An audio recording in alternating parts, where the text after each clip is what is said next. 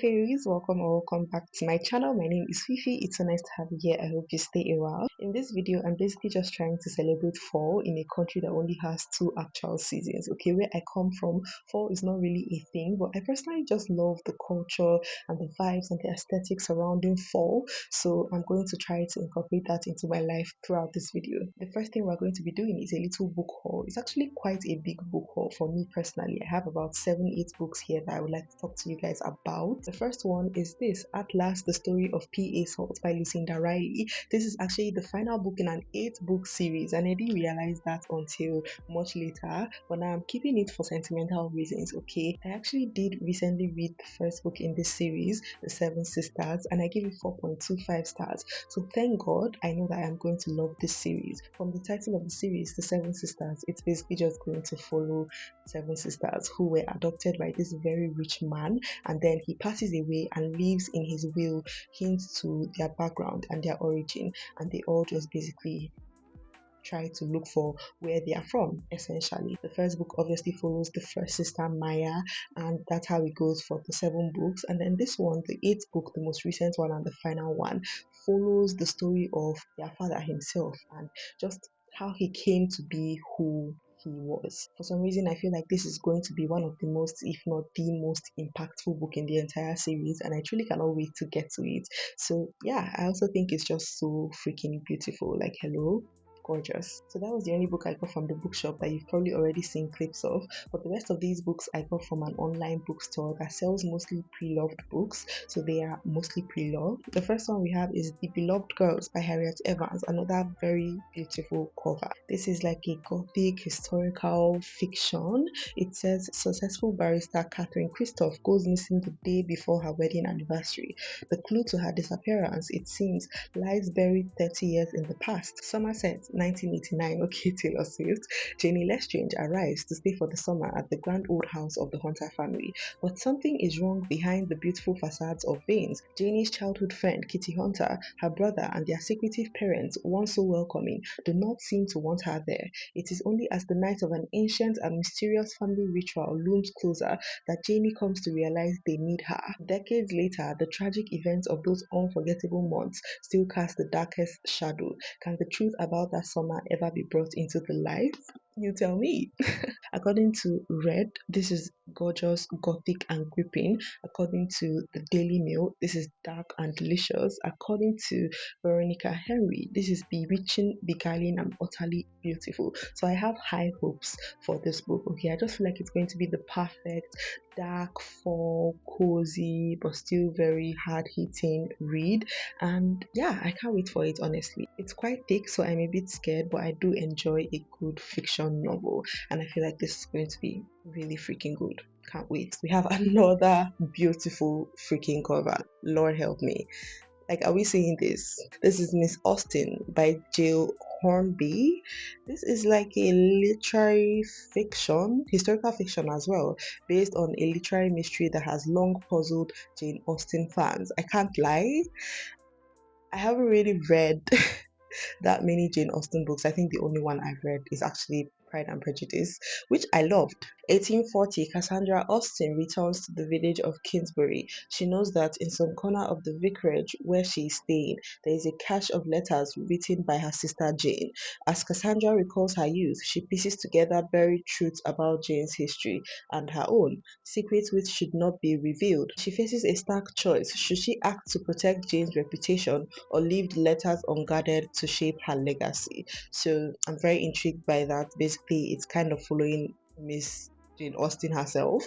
So that's intriguing. I'm very excited to just see what this author has to offer because I have heard great things. Then we have a bit of a weird one, which I love. Love and Other Thought Experiments. Okay, this is so weird and crazy to me. Basically, we are following Rachel and Eliza, who are planning their future together. But one night in bed, Rachel wakes up terrified, telling Eliza that an ant has crawled into her eye and is stuck there. Rachel is certain. Eliza, a scientist, is skeptical. Suddenly, their entire relationship is called into question. What follows is a uniquely imaginative sequence of interlinked stories ranging across time, place, and perspective to form a sparkling philosophical tale tale of love lost and found across the universe. Like, hello? I love a weird ass fucking book. Like, what do you mean an ant crawled up your eye and now your entire life is going to be changed, basically? It's also a shorter one, so it seems like it's going to be a very quick, easy, but still hard hitting and poignant read. So yeah, I'm excited for this, to be honest. I feel like I might have to pick this up really, really soon because I'm so intrigued. Then we have a romance, which I don't know what really possessed me to get this, because if you followed me, if you've watched any of my videos, you know that I don't really fuck with the romance genre, especially contemporary romance these days. But this is by Maggie O'Farrell, The Distance Between Us, and it is the winner of the 2005 Somerset Maugham Award. So I'm hoping that because it's an older romance book, I would like it a little bit more. But it's also so intriguing because it's not even necessarily romance. It follows Stella, who on a cold London afternoon encounters a man she has not seen for many years, whose face she instantly recognizes or thinks she does. At exactly the same moment in Hong Kong, Jake is realizing that the crowd around him celebrating Chinese New Year is about to turn dangerous. They know nothing of each other's existence, but both flee their lives. Jake in search of a place so remote it doesn't appear on any map, and Stella for a destination in Scotland, the significance of which only her sister Nina will understand. So this novel is about parallel lives, displaced identities, and the bond between sisters. So it's not even actually a romance book. I don't know why I thought it was just going to be a contemporary romance. It seems like it's going to be a much more intense and philosophical type of book. So yeah, I'm actually really excited now. It's a bit worse for wear, but it's a book. The next book we have is Lily by Rose Tremaine. This is another historical fiction of sorts set in Victorian England, London 1850, where a baby is abandoned at the gates of a park only to be saved by a young policeman and taken to the Foundling Hospital. After suffering years of brutal hardship at the hospital, Lily is released into the world of Victorian London, but she is hiding a dreadful secret. When Lily and the policeman meet again, Lily is convinced that he holds the key to her happiness, but might he also be the one to uncover her crime and so condemn her to death? Who knows? It says nobody knows yet that she's a murderer. It's very intriguing, and I've just heard great things as well. The Times Book of the Year. So yeah, final book that we have for this big little book haul is Something Good by Vanessa Miller. This one is actually a completely new book. This is a literary fiction that apparently weaves together the lives of three women in a beautiful tapestry of redemption and hope, friendship, and found family. Like, look at those buzzwords. Hello, sold. So yeah, that's my little book haul. Hope you enjoyed. I definitely am going to enjoy every single one of these books. I actually need to pick one of them very, very soon. I'm currently listening to an audiobook arc of a contemporary romance, The Second Story Bookshop, and I am like 20% into it. I don't know how I feel. I don't know why I keep trying with these contemporary romance books. Like, I know that I won't like it, but I just keep having hope. Like, okay, maybe this one will be the one that will shock me. It never does. It really never does. But yeah, it's not bad by any means. It's just like very tropey already. Okay, we have our main character whose grandmother has died and has left her this bookshop that she now has to share with somebody from her past that betrayed her and broke her heart. And obviously, it's going to be a second chance romance. They're going to fix things up. He only has 2 weeks to work with her, and then he has to leave, blah blah blah. So it's very tropey in that sense, but the writing is simplistic and easy enough. It's not too cringy, and yeah, I'm just 20% in. I'm not loving it, but I'm not hating it at all. I'm actually quite enjoying it so far. So I guess we'll see. So I believe that fall ends like during or after Thanksgiving, right before December. Again, I don't really celebrate any of these things, but I just go along with it because I think it's so fun and just enjoyable and aesthetic to me. But I thought that since we still have about a month left of fall vibes, I would tell you about some books that I hope to read in this fall season. Blood Over Brighthaven by Emil Wong. This is an epic fantasy, and I've heard great things. I literally have not heard a single bad thing about this book. Okay, people rave and rave and rave about it, and it's like one of the shorter epic fantasy novels that I have seen. So I really can't wait to get to it. I've been putting it off because epic novels just scare me all the time. But I just feel like I will love this. I feel like I'm going to fall in love with the characters, the story, and Emil Wong in general. I started an Emil Wong book a long time ago, actually not that long, earlier earlier this year. I'm going to put it on the screen because I can't remember the name.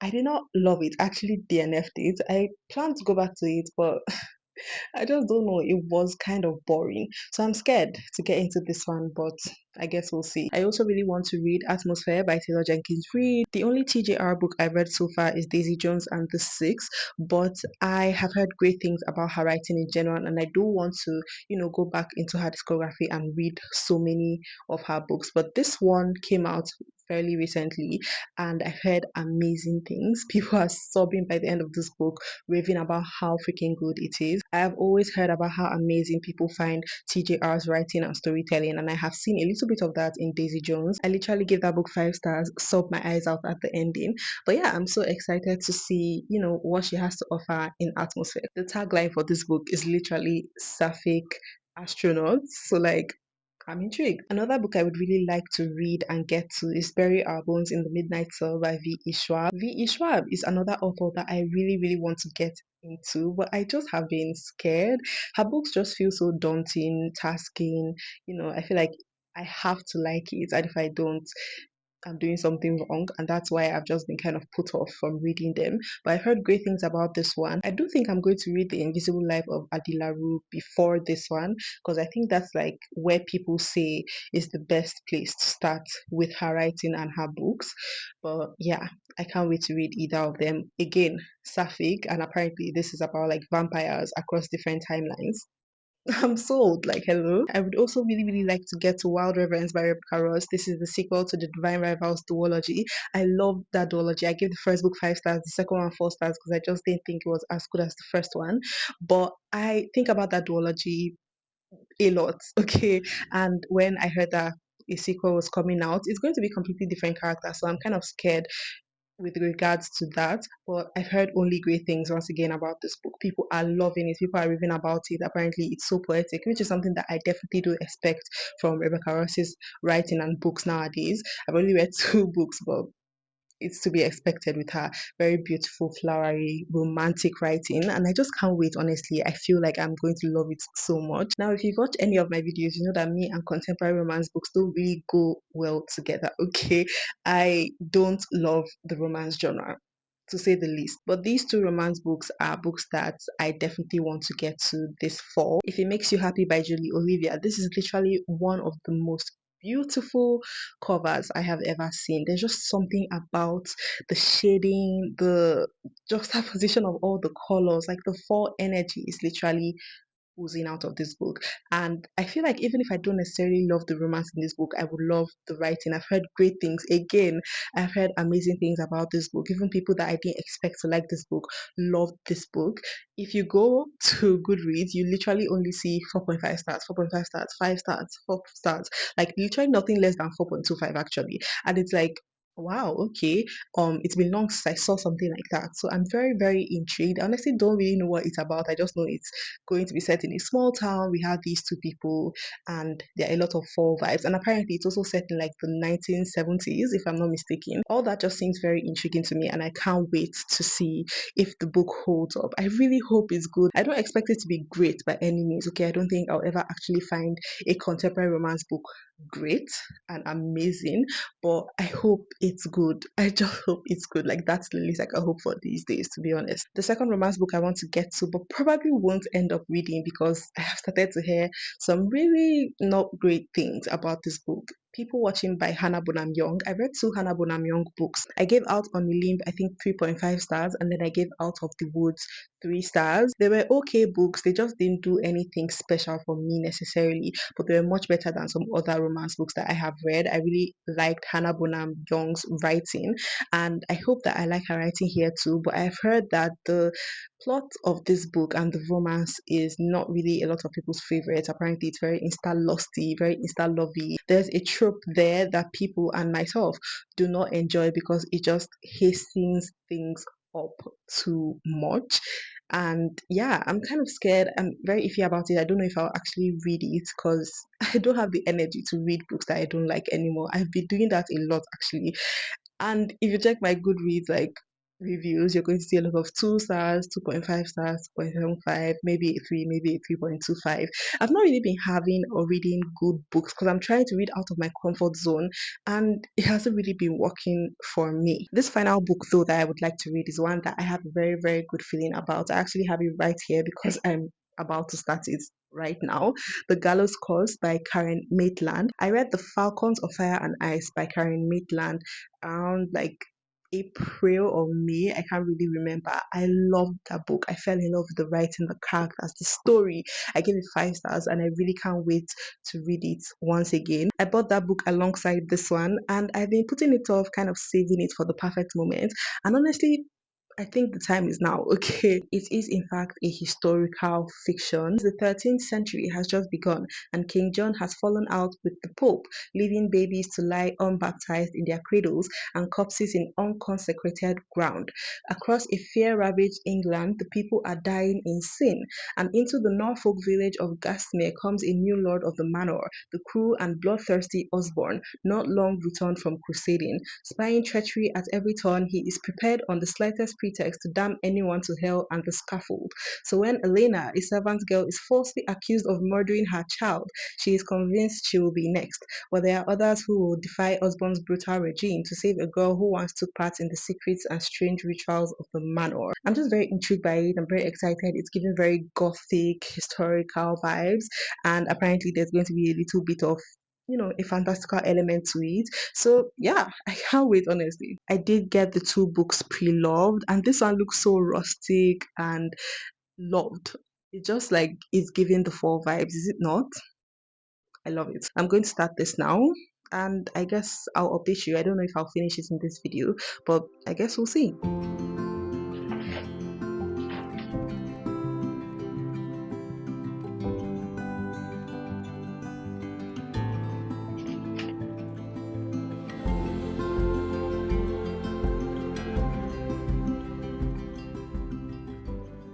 We are already starting off quite strong. Talks of rape, talks of murder. I'm kind of scared now. Like, what am I getting into? I feel like this is going to be so warped, but so interesting. I'm kind of sad. Actually, I'm very sad.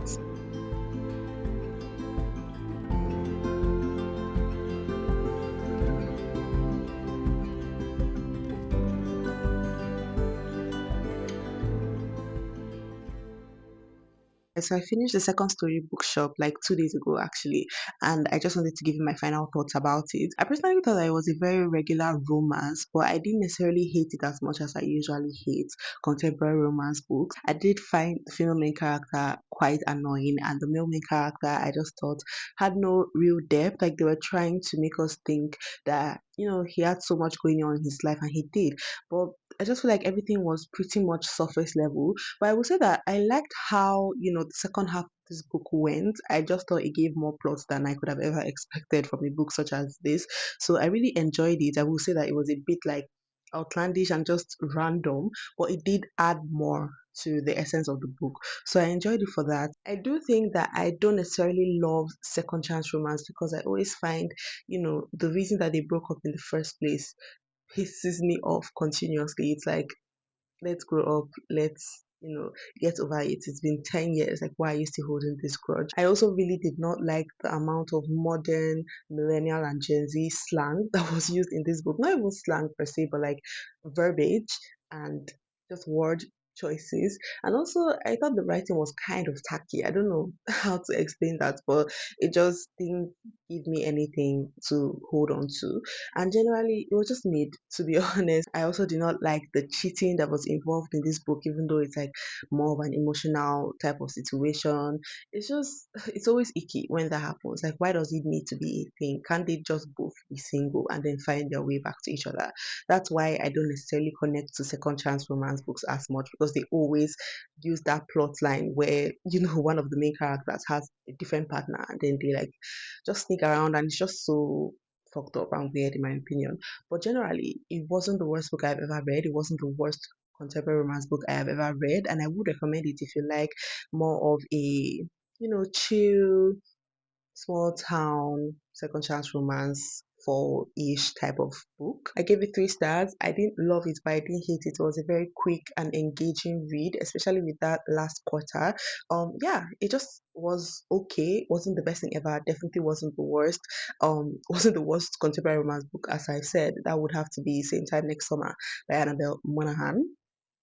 No shade. As far as this book goes, I am really, really liking it. Okay, I've made it to page 197. There are no real chapters, but the chapter I'm currently on is called The Stew. So it has those very interesting chapter names. It's so intriguing. And before each chapter, we have like these excerpts, like 10th day before the new moon, this day before the new moon, blah, blah, blah, blah, blah. And I'm just so intrigued by it all. It's definitely very dark, definitely very gothic. A lot of talk about, witches and demigods and, roots and trees and how, everything is connected to mother nature. It's just so intriguing and so interesting. Right from the first chapter, we had this situation where a woman who is like a cunning woman, a healer, I guess you can say, she knows a lot about roots and trees and poisons, blah blah blah. She was basically framed for the mother of a noble woman by the noblewoman's husband who was cheating on her with another woman. Like it's it's so typical men. But then we go into the whole story with our actual main character, Elena, who at 16, which is crazy, fell in love with this guy and got pregnant. And throughout her pregnancy, she was having these weird dreams about her murdering her own child. And she was telling her husband, she was telling her family, I don't know how to feel about this. She was trying so hard to figure out how to stop this from happening.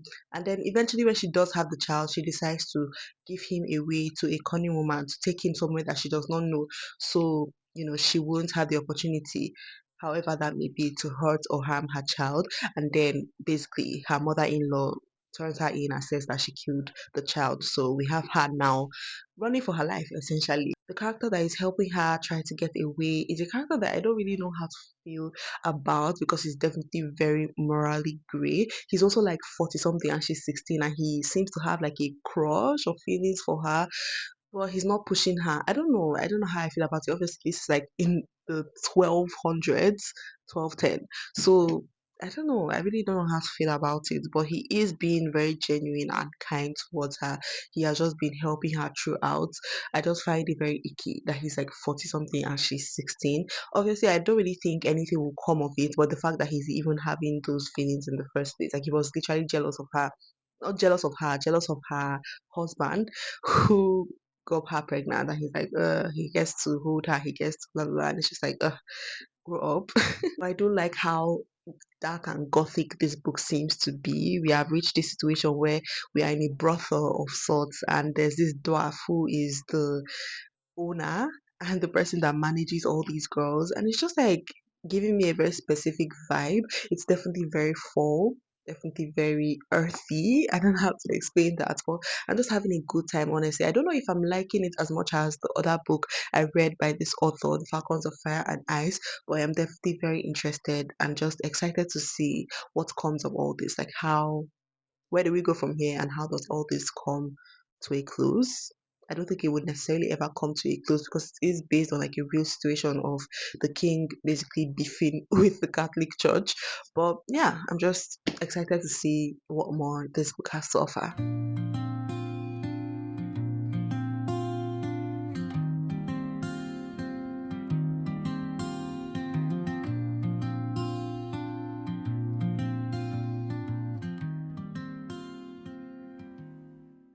So I finally finished this book earlier today, and I would say that I really, really loved it. It was so freaking good, honestly. So intriguing, so interesting, so gripping, so exciting, and yet still so like gut wrenching, because you are seeing these characters go through so many horrible things. Okay, this was very dark, very witchy, definitely a lot of gore and just inhumane activities going on. But it honestly is not far from what you would expect for the time period that it is set in. Unfortunately, it's crazy because this story is told by a mandrake, and mandrakes are these type of plants that have roots that look like humans, which is so insane. I actually looked it up and I was like, Okay, that's crazy. And apparently, they are heavily depicted in very witchy, dark, magical type of books and shows. Like even Harry Potter has, a depiction of the mandrake. It makes so much sense that this story would be told by a mandrake because apparently, according to various myths, mandrakes have roots that grow under gallows, okay, and they are fertilized by the semen of hanged men. And if you know about this, apparently, when men are hung or people in general, they have this orgasmic reaction when they are about to like finally die. It's so crazy. And so that makes a lot of sense because there's a lot of hanging and just people being treated very poorly. And I just like that before each chapter, we have these excerpts from something called the Mandrake's Herbal. I'm assuming that's like a book. Like we have this, and then each of them talk about a specific plant or root or even animal. Like this one talking about the mistletoe, which some call owl hill or muslin bush. Like the first one talks about the periwinkle. This herb mortals call also devil's eye and sorcerer's violet, for it is much used in spells and enchantments. And we get like so much information about them. And we have one about thyme and one about cabbage and the hair. And it's just so interesting because it's giving you so much information about how much power that myths believe roots and plants and animals and mother nature in general holds in the world. And it's so interesting to me. I love books that not only are interesting and entertaining but also just get your mind working and teach you so much about so many different things. This book did all of that and still elicited so much emotion from me. But I can't say that it's necessarily a 5 star. I don't even know why it's not a 5 star. It just doesn't give me the 5 star feeling that the first book I read by this author gave me. I loved it so much and I would like to read it once again, especially with the knowledge I have now. I just think it's more like a 4.5 or a 4.75. Honestly, if I keep thinking about it, like for the next couple of days, I'll probably bump it up to a 5 star because it really is an amazing, amazing book. The writing is so beautiful, so dark and treacherous and very flowery, but still very simplistic and easy for you to follow and understand and just immersive, very evocative. I felt like I was just following these characters like a shadow somehow. It was so interesting and I loved it so much. How this author was able to mix real historical facts with all these mythical elements and all these fantastical elements as well, because there was a lot of witchery and dark magic, I guess you can say, involved in this book. I just found it so impeccable and so seamless and almost effortless. But obviously, you can tell a lot of research and thought and intention was done in the making of this book, and I just appreciate it so much. I really think everybody needs to read this book and even the other book by this author. I can't wait to dive more into her discography. I think she's incredible, honestly. Definitely going to be one of my favorite authors of all time. That said, before we round up this video, I thought I would tell you guys some of my current fall favorites. Favorite albums right now, I've been listening to a lot of Renaissance by Beyonce. It's obviously not a fall album by any means, but I just feel so nostalgic for the Renaissance era. That 2023 summer of the Renaissance World Tour is something that I hold so dear to my heart, even though I obviously never went to any of the shows.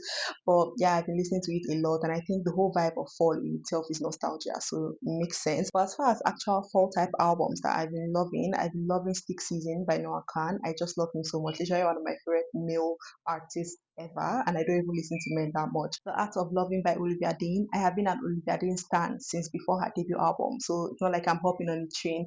I'm just happy that she's receiving, all the love that she has been receiving. It is kind of annoying and bittersweet when somebody that you've been a stan of since they were very small, blows up and then people start to be like, oh, she's an industry fan, blah, blah, blah. So yeah, I have been loving the album. I think it's so freaking good. I'm even still listening to her debut album. That's also very fall as well, Messy. You all should go check that out. What a Devastating Turn of Events by Rachel Chinoriri, especially the deluxe version. I just love how she's able to give this like very dark, almost gothic type of vibe and still find a way to be hopeful about it. It's very pop, indie rock, and I just eat it up. Honestly, I think she's amazing, and I think she deserves so much more. Another artist I think deserves so much more, whose album I have just been loving ever since it came out this year, Somewhere by Charlotte Lawrence. Like the first week of this album's release, I listened to it about 200 times. I'm not even joking. It's just so freaking good, and I love it so much. I've also been listening to Man's Best Friend a lot. It's very fall in a weird sort of way, like very fun fall vibes. And this honestly has so much more replay value for me than Short and Sweet. Like I barely have ever actually listened to Short and Sweet in its entirety, but I do know most of the lyrics because of the internet and the tour and all that. But yeah, Man's Best Friend is actually really, really good, especially right now. I'm just eating it up. Favorite podcast right now, in general, my favorite podcast will always be The Girls Bathroom with Sophia and Chintzia. I just love them so much. They feel like my best friends. Feels like we're having a debrief every Monday or Wednesday when they put out their videos, and I'm just here for it, honestly. Then, as far as bookish podcasts that I've been loving recently, I'll read what she's reading with Reggie, Michaela, and Kennedy, and Once Upon a Time Zone with Jamie and Freya. So freaking good. I would highly recommend both of those. They're very themed and just very interesting to me, and it feels like you're talking about books with your besties almost. And my favorite fall recipe right now, I have just been loving banana bread. I don't know something about it. I made banana bread so much this past few weeks. I'm still trying to work on my rice. I think it's just because of the pan that I'm using that my bread isn't rising as much as I would like. But yeah, it's just so good. Literally tastes divine every single time. And I eat it up every single time, literally. My favorite shows are movies. I haven't really been watching movies like that, so I can't really say too much on that. But I want to watch movies like, When Harry Met Sally, Atonement, those fall type movies, especially the fall rom-coms. So give me some recommendations down below. When it comes to shows, I have been watching The Handmaid's Tale. I watched up to season 3, and then at the end of season 3, I just felt like I could not deal, and I had to step back a little bit because it felt like the rage bait was just to the max. It pissed me off so bad, and I had to just take a break. But I'm getting back into it, and I just love it. I think it's a very well done show. Apparently, it's from a book, so I would like to read the book, but I don't know. We'll see. I also recently watched the show The Girlfriend on Prime. So good, so warped, so weird. And I love weird shows like that. Shows that I would like to watch though. I obviously want to get into Gilmore Girls. I've heard so much about it, but I've just been like putting it off because it seems so daunting. There's so many seasons, so many episodes, and I'm like, ugh, I don't have the time or energy for this. Well, I do want to get into it. I do want to watch at least one episode and see how I feel, and then slowly watch the rest of it. Another show that I want to watch is Gossip Girl. I actually started this like a while ago. I got to like episode 3 or so, and I just had to stop because what do you mean this person that everybody has been rooting for since forever literally is a rapist? Yeah, that just really put me off, honestly. And also the whole thing with Blake Lively, I'm like, I don't have the energy for this, but I think I might want to try it again. Let me know if I should. I also want to watch We Were Liars and Fleabag and just, fall type shows. Give me some recommendations. But yeah, those are my little fall favorites right now. Let me know what yours are. Just talk to me down below. I love reading and replying comments. I really hope you enjoyed this video. It was very fun to film and just enjoy the fall vibes. Don't forget to like, comment, subscribe, and also follow me on Instagram if you want to be besties or just besties in general. I would really love and appreciate that. But for now, I will see you guys in the next video. Bye.